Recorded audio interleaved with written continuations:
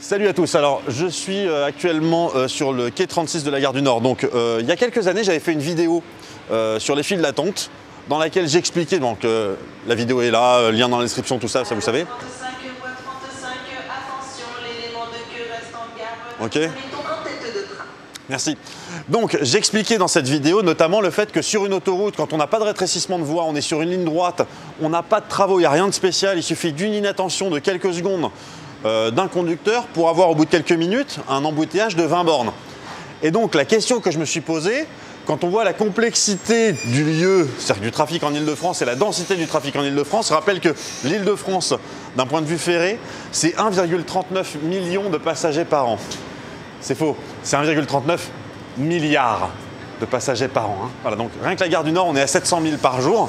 Et donc la question, c'est comment est-ce qu'avec une telle densité, est-ce que le système n'est pas à genoux tous les matins à 6h15 ?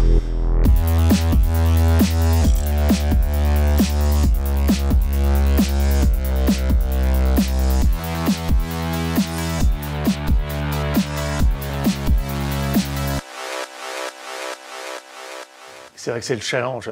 Le trafic en Ile-de-France, c'est 3,2 millions de voyageurs par jour. Ça ne parle pas forcément beaucoup, mais si on est sur les quais, par exemple, de la gare du Nord, qui représente en gros un quart du trafic en Ile-de-France, ça veut dire qu'en fait, on voit passer, si on reste toute la journée sur le quai, on va voir passer 20% de tous les voyageurs de toute la SNCF sur une seule journée en restant sur le quai là, de la gare du Nord.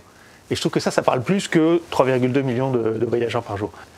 Et il faut avoir en tête que, si on fait une autre comparaison avec les voitures, la ligne A du RER, 1,2 million de voyageurs par jour, ça correspond en fait à l'équivalent d'une autoroute de 2 fois 14 voies qu'on aurait placée sous Paris.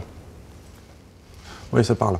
C'est ça notre challenge aujourd'hui, c'est de faire circuler l'ensemble de ces voyageurs de la façon la plus fluide possible.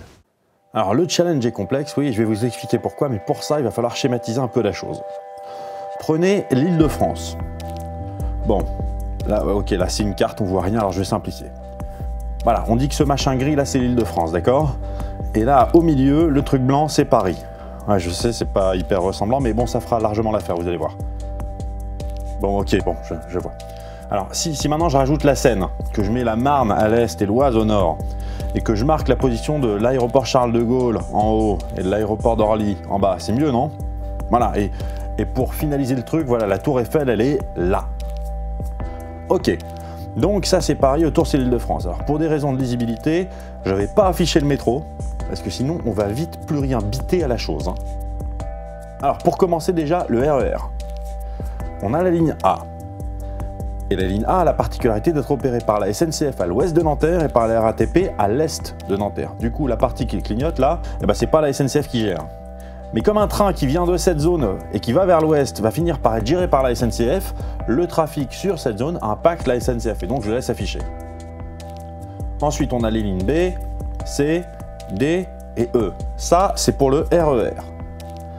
Après, il y a le transilien à proprement parler. Et ça commence avec la ligne H. Comment? Pourquoi il n'y a pas de ligne F et G? Ah, alors 2 secondes, hop, un petit trivia. Les noms F et G sont réservés pour le cas où on ajouterait des nouvelles lignes de RER. Ce serait du coup les RER F et RER G.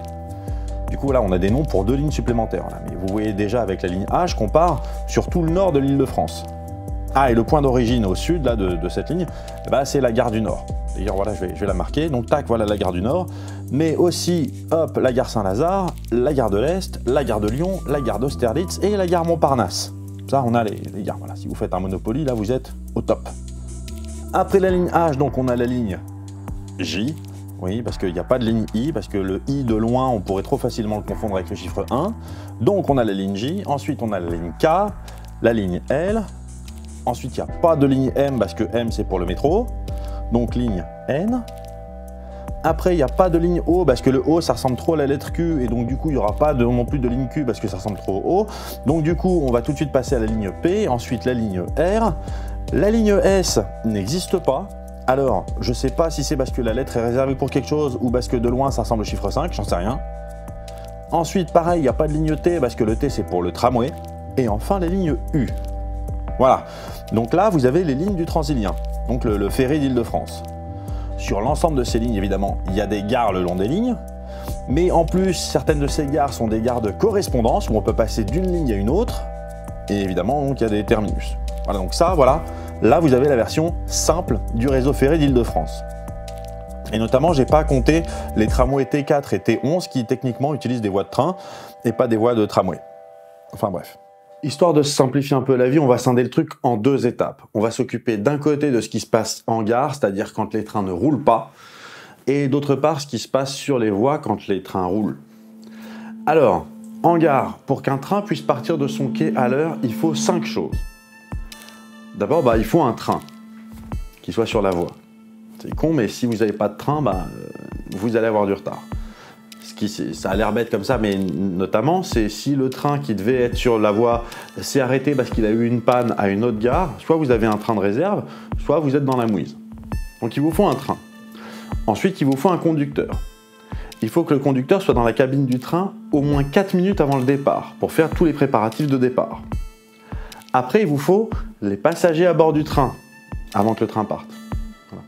Et notamment ça implique un 4e truc, c'est qu'il faut que les passagers aient été sur le quai avant de monter dans le train. Donc il faut que les passagers soient d'abord prévenus du quai suffisamment à l'avance, qu'ils aillent sur le bon quai. Et dans le cas où vous avez un train long, c'est-à-dire 2 trains qui sont arrivés en voie, mais il n'y en a qu'un qui repart, il faut que les passagers soient au courant que c'est celui de tête qui va repartir. Et 5e, pour qu'un train puisse partir à l'heure de son quai, il faut que la voie devant lui soit suffisamment dégagée. Si vous avez un train qui est à l'arrêt sur les voies 200 mètres plus loin, le train ne peut pas partir. Toutes ces étapes-là, c'est le boulot de ce qu'on appelle le centre opérationnel escale, ou COE. Bonjour Nicolas, alors est-ce que vous pouvez m'expliquer un petit peu ce que c'est que cette salle où on se trouve actuellement? Ok, bonjour Bruce. En fait ici on est au centre opérationnel escale Paris-Gare du Nord Île-de-France où on a des opérateurs qui sont en charge de vérifier en temps réel le départ des trains à la décaseconde et l'information voyageurs fiable pour nos clients. Actuellement là je suis sur un poste de rare, donc c'est responsable d'anticipation des ressources. Ça nous permet en fait de s'assurer qu'on ait toutes les ressources nécessaires pour qu'un train parte à l'heure. Les ressources à la fois matériel, humain. Matériel, conducteur et un affichage. Parce que s'il y a un train qui part avec le conducteur mais qu'il n'y a pas l'affichage, il n'y aura pas de client dedans. Mais il pourra partir à l'heure. Il partira à l'heure mais sans voyageur. Oh. Je suis Airlive, donc c'est responsable local de l'information voyageur. D'accord.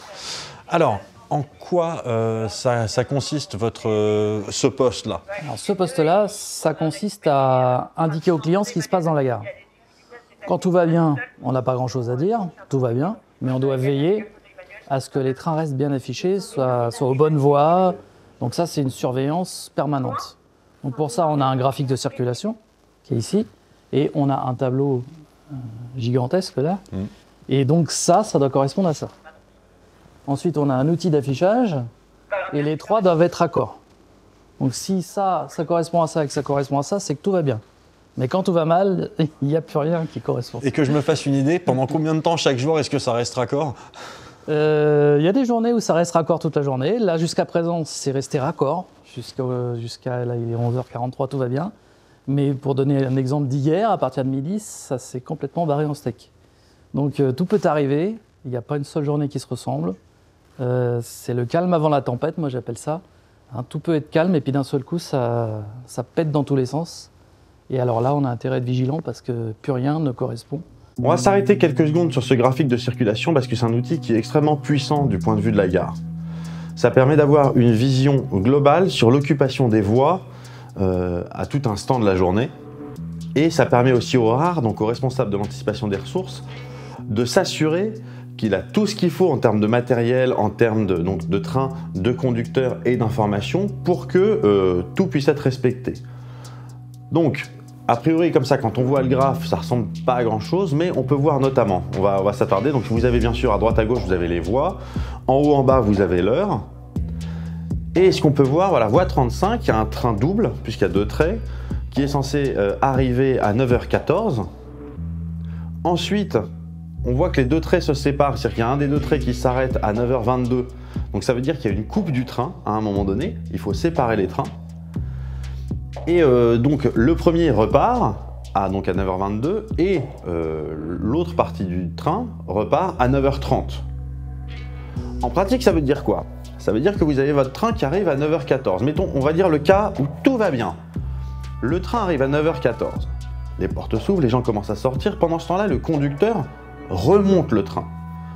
Donc là, on ne se rend pas bien compte sur le dessin, mais c'est-à-dire qu'il va remonter 230 mètres de voie, enfin de quai, avec 2500 ou 3000 personnes à bord en heure de pointe.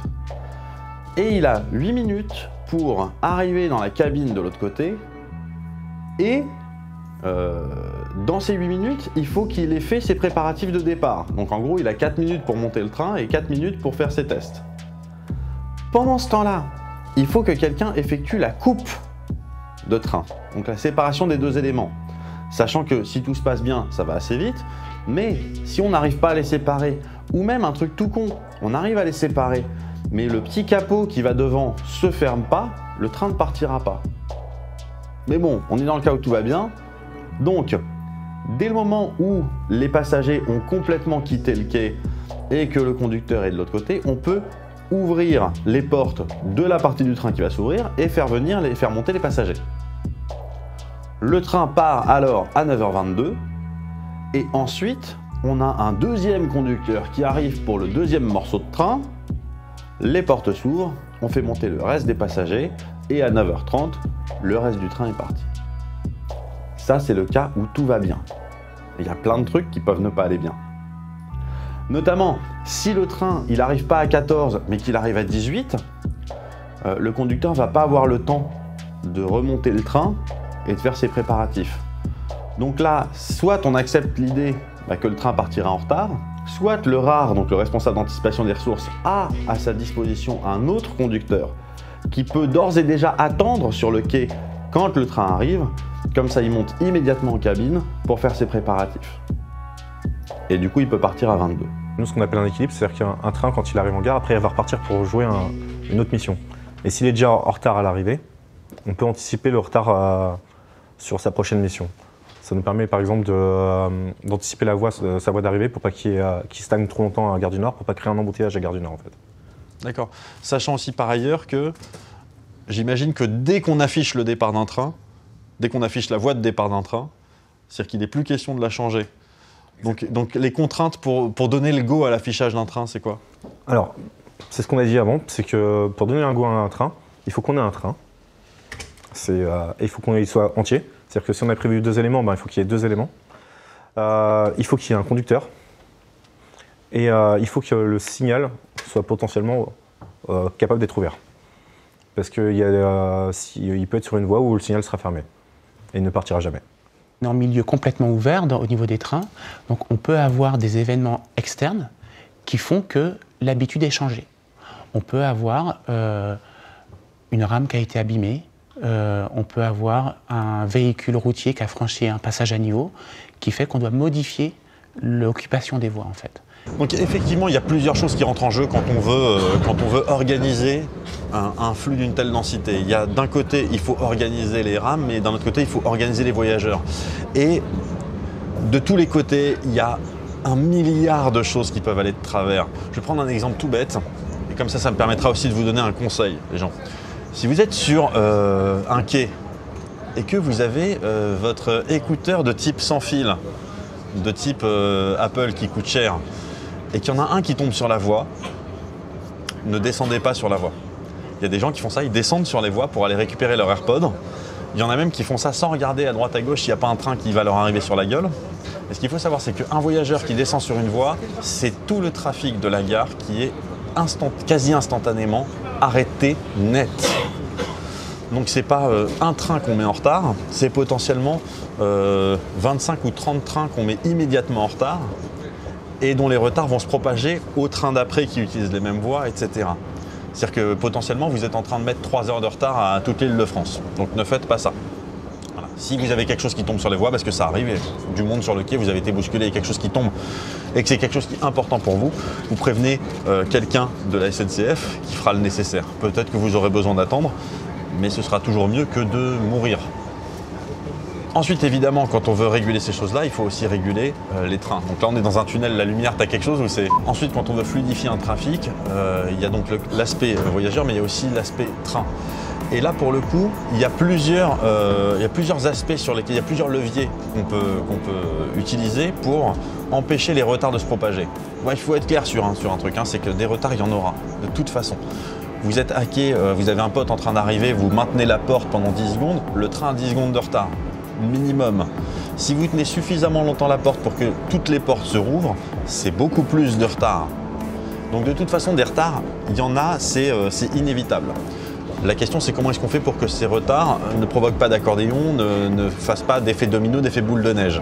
Alors c'est vrai, notre risque principal, c'est celui-là, c'est l'accumulation des retards, qui est en fait pas une accumulation, ce qu'on appelle homothétique, mais qui est exponentielle, c'est-à-dire qu'un train qui a 10 secondes de retard, celui d'après, il en aura 30, et celui d'après, il risque d'avoir en fait 2 minutes de retard. Et pour ça, en fait, on utilise des salles comme celle-là, ou des salles de ce qu'on appelle de régulation, pour, d'abord être sûr que le plus possible, les trains partent non seulement à l'heure, à la minute, mais à la seconde près. C'est ce qu'on appelle le H00. C'est indispensable, encore plus dans ces zones denses, quand les trains se succèdent parfois toutes les minutes 30, qui partent à la seconde près. Mais s'il y a quand même un aléa, et évidemment il y en a tous les jours, on est obligé d'adapter en permanence nos circulations de façon à ce que l'écart et la fréquence, elles soient maintenues. Et c'est le rôle de salles comme ce centre opérationnel Escale, mais aussi comme le centre de régulation, le centre opérationnel de gestion des circulations, de monitorer en permanence les flux de trains pour éviter justement cet effet boule de neige. Et ça peut vouloir dire faire partir un train de façon un tout petit peu décalée, ou même, dans une batterie, à un moment donné, décider de supprimer volontairement un train pour que les autres soient maintenus au bon horaire, parce que le pire, ce serait que tous les trains soient retardés et retardés de plus en plus. Un des leviers, c'est d'avoir de la marge de manœuvre entre les différents trains. C'est-à-dire que si, quand vous avez un train qui a 30 secondes de retard, le train d'après a 30 secondes de marge de manœuvre pour pouvoir accélérer, pour pouvoir ralentir tout ça, vous pouvez récupérer immédiatement le retard. Sauf qu'on ne peut pas, parce qu'il y a 700 000 personnes qui doivent passer chaque jour Gare du Nord. Donc aux heures de pointe, on ne peut pas se permettre un truc pareil. Peut-être qu'à 15 h, on peut le faire, mais à 8 h du matin ou à 17 h, c'est pas possible. Un deuxième levier qu'on peut avoir, c'est sur ce qu'on appelle les crochets. C'est-à-dire quand un train est arrivé en gare et que voilà, il est censé repartir dans 10 minutes. S'il arrive avec 2 minutes de retard et qu'on peut le faire repartir en 8 minutes, du coup, on a gagné, il peut partir à l'heure. Quand on arrive à un terminus type Gare du Nord, qu'on a 2000 ou 2500 personnes qui descendent sur le quai et qu'il faut remonter l'intégralité de la rame pour aller de l'autre côté. C'est ça. Est-ce que ça fait un peu remonter du saumon Un peu, et ce qu'il y a, c'est qu'on a en général très peu de temps sur une gare comme la Gare du Nord. Alors du fait qu'il y ait des trains qui sont tout neufs, qui sont neufs depuis quelques années, on a un temps qui est de 8 minutes. Alors c'est vraiment 8 minutes pour repartir. Au plus court, c'est le temps qu'on a entre le moment où l'on dit stop et le moment auquel il faut que notre train suivant reparte. Donc il faut le temps on remonte tout le quai, les 230 mètres de train, que l'on croise tout ce petit monde-là, tous ceux qui sortent, mais tous ceux qui rentrent aussi, parce qu'effectivement le train repart, et que l'on remette le train en marche. Donc ouais, c'est vrai que ça fait un peu ça. Mais des fois, c'est très disons que c'est très chaud. Un troisième levier, ce sont les contingences d'une manière générale, c'est-à-dire que vous avez un train qui est censé arriver sur le quai voie 34, sauf que le train d'avant voie 34 est en panne, il n'est pas reparti. Donc il vous faut un quai supplémentaire pour faire arriver ce train. Donc si vous avez un quai supplémentaire à disposition, un quai de réserve, vous pouvez faire arriver le train correctement à l'heure et ensuite il pourra repartir à l'heure. Mais ça a un impact parce que le voyageur qui prend son train tous les matins et qui sait que tous les matins son train est des voies 34, il faut être sûr que lui soit correctement informé du fait que son train, attention, ce matin-là, il ne va pas être voie 34, il va être voie 32, voie 35 ou voie 36. Comme on l'expliquait tout à l'heure, il y a à peu près un créneau de 7 minutes de préparation. Si le train a une arrivée avec un départ 8 minutes après, comme celui-là par exemple, celui-là on voit il arrive et il a 8 minutes de stationnement à quai. S'il arrive avec 4 minutes, on sait déjà que ça va être très juste pour qu'il parte à l'heure. Donc on peut déjà anticiper qu'il va partir en retard. Le problème, c'est que le train qui est juste derrière, vous voyez, Il y a un petit créneau de 4 minutes là. Si ce train-là part en retard, il faut décaler celui-là. On est obligé, parce que sinon, si on ne le décale pas, il ne pourra pas rentrer à quai. Et c'est là qu'on intervient pour le changer de voie en fonction de la place qu'on a. Par exemple, ici, ça poserait un problème de le mettre là, parce que les voies sont en nettoyage. Donc on sait, par exemple, que celui-là, si il arrivait en retard et qu'il fallait décaler celui-là à cause du retard de celui-là, on ne peut que le descendre ici, on ne peut pas le remonter. Tout ça, c'est des tas de procédures à connaître. Sachant en plus qu'on ne peut pas non plus déplacer n'importe quelle rame sur n'importe quel quai parce que toutes les voies ne sont pas reliées directement les unes aux autres. Alors toutes les voies, on peut faire partir un train de n'importe quelle voie, il y a des aiguillages qui permettent. Mais il faut rester dans la logique du client. C'est-à-dire qu'un client est habitué à ce que son flux Pontoise-Valmondois soit des voies 34 à 36. Donc on va éviter de le mettre à la voie 20 ou à le mettre à la voie 30. Ça va faire un mouvement de foule inutile. Donc on essaye de le mettre à la voie la plus proche de sa voie logique. Un des leviers qu'on peut avoir pour récupérer du temps et pour empêcher au retard de se propager, c'est de prévoir sur une heure, mettons de 9h à 10h, de prévoir 10 sillons sur une voie, c'est-à-dire 10 trains qui vont passer sur la voie. Sauf que dans les 10 sillons, il y en a un qui va être un sillon virtuel. Donc en réalité, on ne fait passer que 9 trains et on a un temps vide sur lequel un train pourrait passer s'il existait pour de vrai. Et l'idée, c'est que si sur les 9 premiers trains, on a accumulé un retard conséquent, il sera toujours moins grand que le temps du 10e sillon. Et donc, on sait que pour l'heure d'après, on aura récupéré ce temps. Maintenant, en Ile-de-France, c'est quelque chose qui est difficile à mettre en place à cause justement de la densité. Parce qu'un train en moins, c'est 2000 ou 3000 personnes qu'il faut caser sur d'autres trains en plus. C'est un équilibre constant en fait. C'est très compliqué cette histoire. Je sais pas comment ils font. Moi je pense que si je bossais dans une salle de contrôle, je pense que le premier jour, au bout d'une heure, je me mets dans un coin et je pleure. J'ai pas honte de le dire. Donc niveau centre opérationnel, on a vu le premier, donc qui s'occupe plutôt de ce qui se passe en gare, qui fait le lien entre les trains qui arrivent, ceux qui repartent et les voyageurs. Et il y a ensuite toute la partie train roulant. Et donc ça, c'est géré par deux centres qui, à la gare du Nord, sont au même endroit. Le centre opérationnel de gestion de la circulation, donc COGC, et le centre opérationnel transilien, COT. Ici, on est au centre régional des opérations de Paris-Nord, donc avec deux entités, donc le centre opérationnel de gestion des circulations qui est juste derrière moi, et le centre opérationnel transilien qui va gérer tous les trains, toute la circulation des trains et tous les trains donc, à l'arrêt depuis leur lieu de garage jusqu'à leur terminus, pour les lignes H et K. D'accord. Et si je devais faire, par exemple, parce que nous on a donc visité aussi par ailleurs le COE, donc le centre escale, la différence entre le centre escale et le centre, ici le COT, ce serait quoi? Donc ici en fait on va gérer tous les trains en circulation, tous les trains en circulation, c'est-à-dire les trains qui roulent, et on va moins gérer les temps en gare, donc les trains arrêtés qui sont en attente de départ ou en cours de service commercial. C'est ça, donc du coup, si je comprends bien, quand il y a un incident, quel qu'il soit, sur une voie, vous êtes les premiers à réagir en fait. Donc on est les premiers informés et on est les premiers à réagir pour essayer de limiter au maximum les conséquences de cet incident sur le réseau. Alors justement, pour limiter notamment l'effet boule de neige, vous avez quoi comme levier parce que en Ile-de-France, c'est quand même super dense, donc vous n'avez pas énormément de marge de manœuvre. Du coup, vous avez quoi comme levier pour gérer? Alors, les leviers les plus simples, ça va être des réserves de matériel et de conducteurs qui sont positionnés aux endroits stratégiques de la ligne, donc soit à Paris-Nord, soit en bout de ligne de l'autre côté, donc pour pouvoir réinjecter les trains à l'heure quand un train est en retard et ne peut pas arriver. Et après, on est dans des mesures plus sévères d'adaptation du plan de transport qui vont être de la limitation sur le parcours, de la suppression d'arrêts. Donc on rentre des trains directs entre deux gares ou purement les supprimer complètement de bout en bout. Alors justement, parce que ça c'est un truc pour le coup que sans doute pas mal de voyageurs ont du mal à comprendre, qu'est-ce qui peut amener un jour dans une situation de se dire ok, le train suivant on le supprime? Alors nos trains, on est ici sur la ligne H, sur un volume de 470 trains par jour. Donc l'espacement entre nos trains est de 3 minutes. Donc un train qui a plus de 3 minutes de retard est déjà dans l'horaire du suivant. Donc un retard minime ou un surstationnement en gare va impacter forcément les trains suivants. Et à un moment, il faut faire rouler les trains dans leur horaire. Et si on commence à les faire rouler dans l'horaire du suivant, il faut à un moment faire un choix et en supprimer un des deux.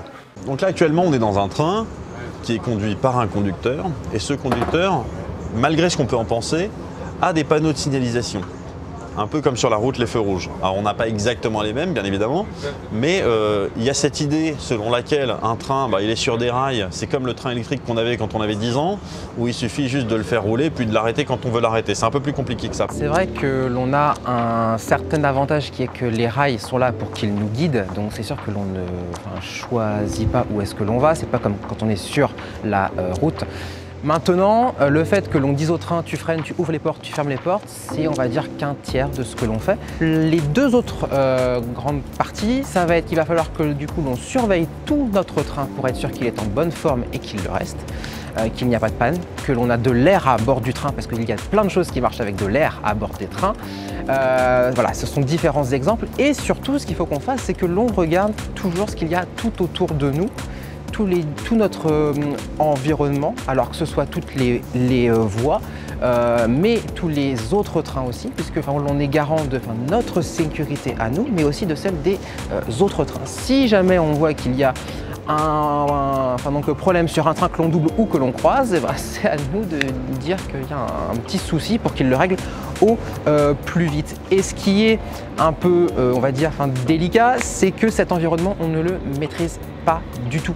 C'est-à-dire que l'on ne maîtrise pas le temps qui fait, on ne maîtrise pas si le rail est sec, si le rail est gras, si on est en heure de pointe, si on est en heure creuse, si notre train est en pleine forme ou pas.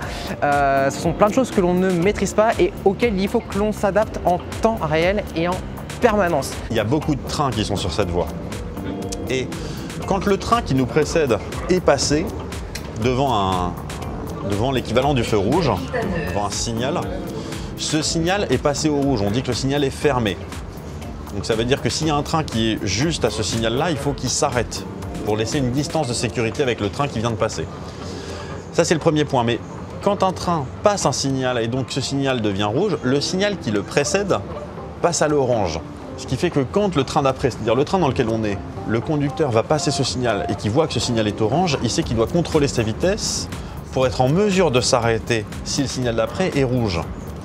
Normalement, quand tout est fluide, les signaux changent de couleur à mesure que les trains avancent, il ne doit pas y avoir de problème. Mais si jamais il y a un ralentissement pour une raison ou une autre, on sait qu'on a la distance de sécurité nécessaire pour freiner. Et ces distances de sécurité, en fait, dépendent de la densité des trains, enfin de l'écart des distances qu'il y a de fait entre les trains, de la vitesse des trains, de la longueur des trains, du poids des trains. C'est-à-dire qu'un train de fret a besoin d'une beaucoup plus grande distance pour freiner, donc les distances de sécurité avec un train de fret sont beaucoup plus grandes. Alors que sur une ligne comme celle-ci, comme sur la ligne H, typiquement, on est sur un train qui, à sa vitesse entre guillemets de pointe standard, va être autour de 80-90 km/h. Et donc la distance va être beaucoup plus courte que pour un train de fret qui va faire 750 mètres de long et qui va peser je ne sais pas combien de dizaines de tonnes, quoi.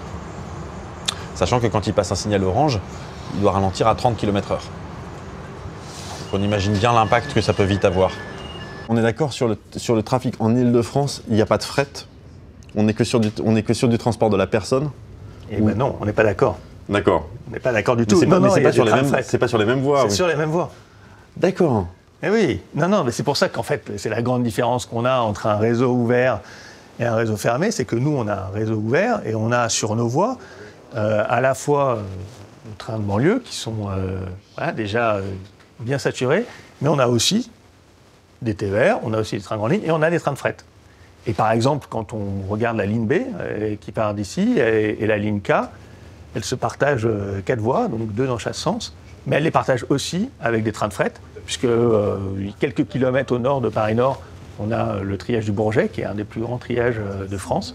Et donc oui, on a tous les jours des dizaines de trains de fret qui arrivent, alors non pas jusqu'à la gare du Nord, mais jusqu'au Bourget à quelques kilomètres. Quelles sont selon vous les qualités qu'il faut avoir humainement pour bosser dans un centre comme ça, pour avoir ce qu'il faut pour optimiser tous ces retards et pour les minimiser au maximum? Cette phrase est curieuse, mais... Alors, une des premières qualités, on a quand même des dispositifs de formation qui sont très lourds, parce qu'on reste sur des métiers d'experts. Donc on ne s'improvise pas du jour au lendemain gestionnaire du plan de transport ou gestionnaire de moyens. On ne s'improvise pas du jour au lendemain, donc on a des formations qui sont assez longues en théorie, la formation théorique plus la formation au poste de travail, donc qui sont longues. Il faut bien connaître la ligne, hein. Il faut bien connaître toutes les difficultés qu'on peut avoir, autant vis-à-vis des clients que du matériel roulant, que des conducteurs, savoir où on a de la marge. Et il faut aussi, dans les qualités, donc ça c'est plus les connaissances, et après on a un savoir-être où il faut savoir résister au stress et à la prise de décision en conditions contraintes et très stressantes pour le coup, pour pouvoir prendre les bonnes décisions au bon moment quand il le faut. J'ai le sentiment, peut-être que je me trompe, mais en fait j'ai le sentiment on va dire un des problèmes, j'aime pas ce mot-là, mais un des problèmes de la SNCF par rapport au trafic Île-de-France, c'est que la SNCF a tellement bien réussi le boulot de faire croire que c'était facile de gérer tout ça, que du coup les gens ne comprennent pas, quand il y a des retards, quand il y a des problèmes, les gens ne comprennent pas comment c'est possible que mon train soit en retard. Normalement tout est minuté, on est sur des rails. Est-ce qu'il n'y a pas un besoin peut-être justement d'expliquer toute cette complexité pour dire attention les gens, ça a l'air facile mais c'est beaucoup de boulot quoi.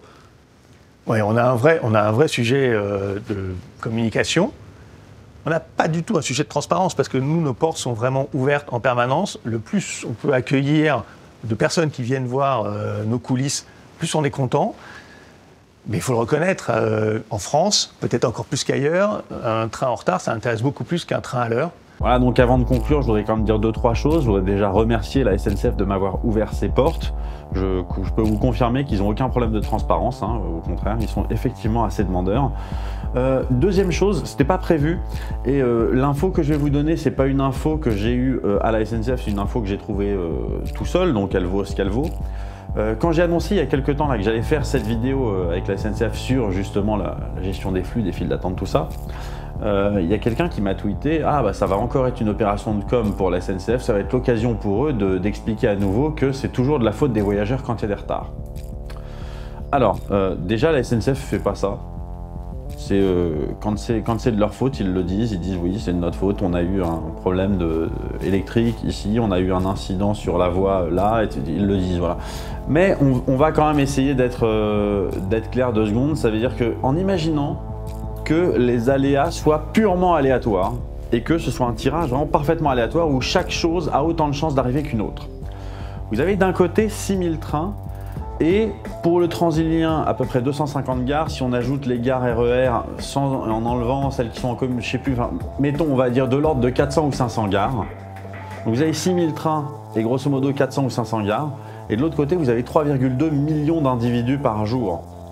Donc statistiquement, mathématiquement, quand il y aura un problème, ça viendra beaucoup plus souvent des 3,2 millions d'individus.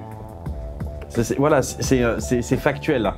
Ensuite, il y a un autre truc aussi. Ce qui se passe, c'est que là, je dis, c'est dans le cas où on est sur un tirage parfaitement aléatoire, où chaque chose a autant de chances d'arriver qu'une autre. Sauf que c'est pas le cas, parce que les 6000 trains en question sont testés avant chaque départ et vérifiés toutes les 24 heures, globalement. Et ensuite, au niveau des gares, elles sont monitorées en permanence, elles sont surveillées H24 par des équipes qui sont formées pour.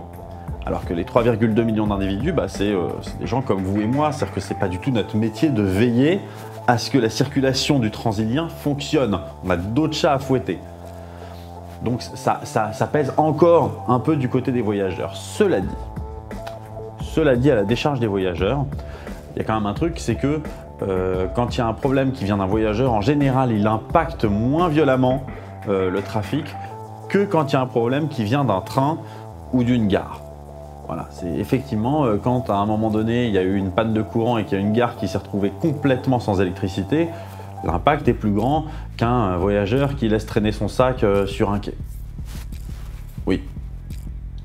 Cela dit, il ne faut pas négliger les aléas auxquels on ne pense pas, qui n'impactent pas nécessairement le trafic. Mais je vois par exemple, je discutais donc avec Aurélien qui m'expliquait que quotidiennement, hein, il y a des malaises voyageurs aux heures de pointe. D'ailleurs, il a un conseil à vous donner à ce sujet. Ouais, je vais même en donner 2. Je me permets d'en donner 2. C'est un bon petit déjeuner, pour éviter effectivement le malaise dans les trains, et prendre une petite bouteille d'eau ou une petite barre chocolatée dans son sac. Ça, c'est un gros plus. Voilà, donc pour conclure maintenant, qu'est-ce que je peux te dire? Comment est-ce que ce système ne tombe pas à genoux tous les matins à 6h15? En vrai, j'ai pas de réponse précise. Je vois bien la complexité de la chose, je vois bien que ça devrait tomber à genoux tous les jours à 6h15 et je vois à peu près comment ils font pour empêcher que ça tombe à genoux. C'est-à-dire que c'est de l'adaptation permanente et avec l'expérience et avec les formations qu'ils ont en interne, mais surtout avec l'expérience, savoir comment réagir à quel scénario, parce que globalement, même s'il y a toujours des nouvelles choses qui peuvent arriver, il y a quand même des scénarios qui arrivent de façon plus récurrente que d'autres. Voilà. Mais, et même si c'est difficile à entendre, je pense que c'est Alain Krakowicz qui en parle le mieux. En fait, faire circuler un train à l'heure, c'est un exploit. C'est un exploit qu'on essaie de faire tous les jours, qu'on essaie de faire 6000 fois par jour. Mais ça reste quand même un exploit. Mais voilà, c'est vrai que dans le langage commun, un exploit qu'on fait 6000 fois par jour, c'est difficile de dire que c'est un exploit. Mais au final, ce qu'on peut dire, voilà, c'est assez naturel, c'est du bon sens. Pour fluidifier ces flux, qu'est-ce qu'il faut? Il faut gérer au mieux la fluidité entre deux trains successifs. Il faut limiter au maximum les retards au niveau des crochets, donc quand un train arrive en gare, jusqu'au moment où il va repartir. Et il faut que les passagers soient le plus rapidement possible sur le bon quai, le plus rapidement possible dans le bon train, qui n'empêche pas la fermeture des portes, qui ne laisse pas traîner un sac qui va fermer 3 quais d'un coup. Enfin, tout ça, c'est du bon sens. Mais vous comprenez bien que les aléas arriveront toujours. Il y en aura toujours. C'est marrant, j'avais demandé donc à Alain Krakowicz, je veux dire, c'est une bonne journée, je veux dire, c'est une journée exceptionnelle, c'est quoi? C'est vrai qu'on s'en rappelle toute notre vie. Moi, je regarde tous les jours, quasiment toutes les heures, la régularité de l'ensemble de Transilien. On a battu notre record. Il n'y a pas très longtemps, c'était au mois de mars. On a fait 95,3% de voyageurs à l'heure sur une journée, hors vacances, hors week-end. Donc c'était une journée vraiment normale. Ça faisait 6 ans qu'on n'avait pas fait cette régularité sur Transilien. Et c'est voilà, ça c'est aujourd'hui ce qu'on sait faire de mieux grâce au progrès qu'on a pu réaliser, parce qu'on a des infrastructures qui sont en meilleur état, c'est que le début, mais on est en train de tout régénérer. On a des nouveaux trains qui arrivent. On le voit à Gare du Nord, on a quasiment 100% maintenant de trains neufs. En tout cas, quand on regarde les voies de surface, on n'a que des trains neufs. Les innovations techniques nous permettent quand même d'envisager une meilleure gestion encore dans les prochaines années, notamment grâce à tout ce qui se fait en termes d'intelligence artificielle, d'automatisation de la voie ferrée, tout ça. Enfin, bref. Alors, au sein de la SNCF, on travaille sur le train du futur. Le train du futur, il a effectivement comme objectif de pouvoir fluidifier les circulations et de pouvoir mettre plus de trains sur une même infrastructure. En fait, qu'est-ce que c'est que le train du futur? Ce sont 3 éléments principaux. Le premier élément, c'est d'avoir une signalisation modernisée, digitalisée. C'est-à-dire qu'on remplace les signaux existants avec les feux rouge, vert, orange par de la technique digitale avec des télécommunications. Ça permet déjà de rapprocher les trains. Le deuxième élément, c'est une supervision automatique. C'est-à-dire que vous avez un ordinateur qui calcule la vitesse idéale de chacun des trains par rapport aux autres, de façon à pouvoir fluidifier l'ensemble. Et le troisième élément, c'est le train autonome, c'est-à-dire la conduite automatique. Et dans la conduite automatique, vous avez 4 niveaux différents.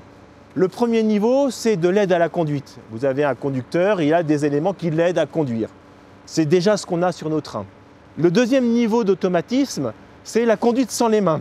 Vous avez un conducteur, il a un certain nombre de tâches à accomplir, comme la surveillance de l'environnement, la détection des obstacles, mais l'accélération et le freinage se fait automatiquement, se calculent automatiquement.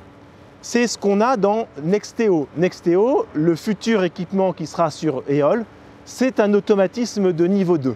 Il permet de mettre plus de trains sur une même infrastructure, puisqu'on pourra avoir, dans un premier temps, 22 trains, on peut monter jusqu'à 28 trains sur un même tronçon, 28 trains par heure et par sens. On a ensuite le niveau 3. Le niveau 3, vous avez quelqu'un dans le train qui est capable de conduire, mais il n'a pas de fonction en permanence. C'est le train qui conduit tout seul. Et en cas de besoin, le train appelle la personne qui reprend la conduite. Bien sûr, dans ce cas-là, c'est le train qui opère tout seul l'ensemble des gestes de mise en sécurité en cas de besoin. Et puis vous avez le niveau 4 de l'automatisme, qui est l'autonomie complète du train, où vous pouvez avoir un train dans lequel il y a personnes de l'entreprise et le train est capable de rouler tout seul. Et dans le projet train autonome de la SNCF, on travaille sur l'ensemble de ces 4 niveaux d'automatisme. Voilà, c'est tout pour moi. J'espère que cette vidéo vous a plu. Je suis désolé, je ne suis toujours pas dans mon studio qui n'est toujours pas prêt. C'est l'avantage d'un tournage en extérieur, c'est que j'ai pu faire un maximum de choses sur place. Voilà, sinon on a péremptoire. Donc si vous ne suivez pas ma chaîne Twitch, vous ne savez pas pourquoi je pointe vers un radiateur en l'appelant péremptoire, parce que c'est son nom, c'est ainsi qu'elle a été nommée. Voilà. Si cette vidéo vous a plu, surtout partagez-la, commentez-la si vous avez des choses à dire, si vous avez des expériences à partager. Je vous invite aussi à aller regarder, j'ai découvert ça, c'est fabuleux. C'est chaque ligne du Transilien a son blog et son compte Twitter. Et en général, le compte Twitter de la ligne que peut-être vous prenez est hyper à jour, quoi. Donc, n'hésitez pas à vous abonner si vous êtes concerné ou si vous êtes passionné, j'en sais rien. Voilà, si cette vidéo vous a plu, bien sûr, le pouce en l'air. Si elle vous a pas plu, bien sûr, le pouce en bas. Tout ça. Normalement, d'ici quelques semaines, mon studio sera enfin prêt. Et donc, je pourrai à nouveau envisager un avenir vidéastique meilleur. Voilà. En tout cas, que je sois là ou que je ne sois pas là, restez curieux.